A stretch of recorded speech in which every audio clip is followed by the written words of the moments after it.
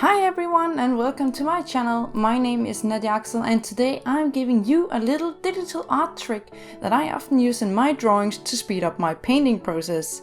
It's about recoloring an entire image, even though you might basically be done with it. So this tip is mostly relevant if you sometimes or all the time start coloring your characters in flats. Even if you don't do flats, there are still ways to change your entire color scheme, but these methods are a little more advanced. So for starters, let's stick with an easy method.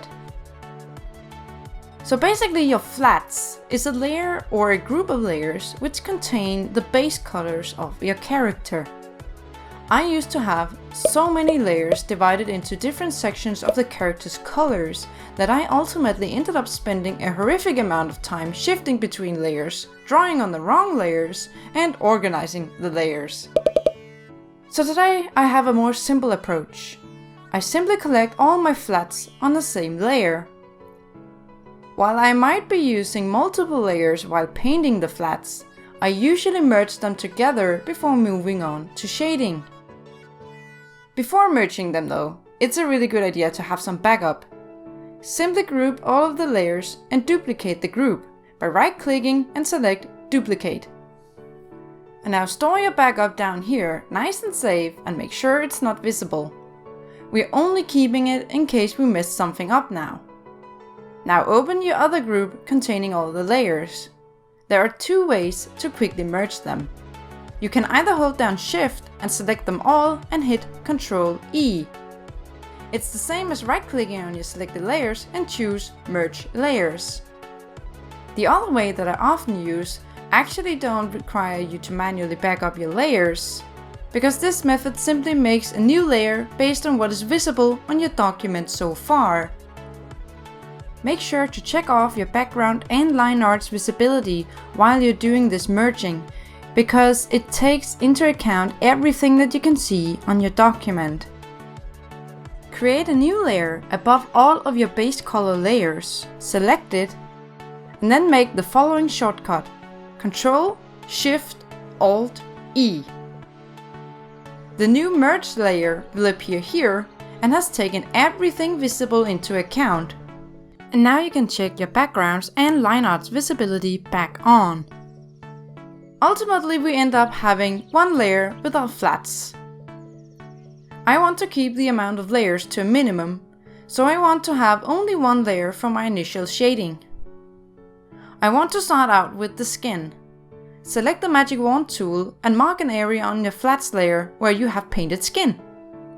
In this case, the magic wand tool only selected the skin area I was clicking.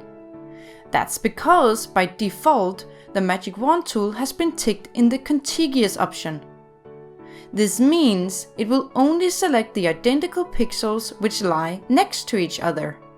If you untick it, you make the magic wand tool select all the values you point at on the entire layer, regardless of their distance. So this way you can pick up all the skin tones on your layer at once. And before shading, remember that you can press Ctrl H on your keyboard to hide the active selection. It's still there, but you don't have to look at it. Now we're moving on to the actual tip where you can recolor your art. In this case, I set my shading layer to multiply because it makes it easier if I want to change my base colors later. That way the shading will just follow along. Say I wanted to pick another color for the hair. I go to my flats layer and pick the hair with my magic wand tool. If you have other areas in the drawing with the same color as the hair, but you don't want the magic wand tool to pick it up, remember that you can tick the contiguous option back on so that you only select the pixel group that you click on.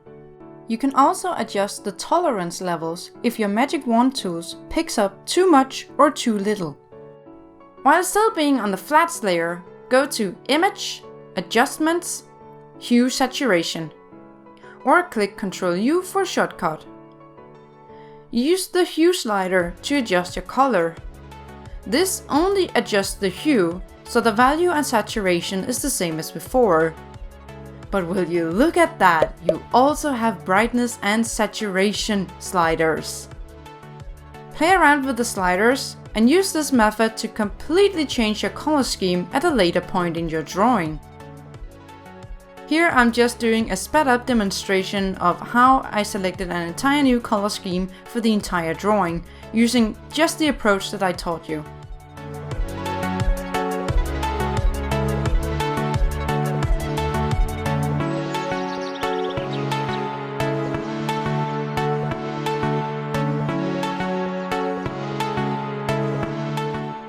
So that was it for this little digital art trick that I've come to love using. Sometimes I just don't have a clear idea of a character's color scheme before I begin painting, so it's pretty handy to just be able to change it later. You can also use this approach to just flip through a lot of different color schemes for inspiration purposes. Anyway, if you like this video, please give it a thumbs up and subscribe to my channel for more art videos in the future. And as always, also feel free to leave suggestions for other tips and tricks in the comments below, or to even share your own tricks. Until next time, take care, bye!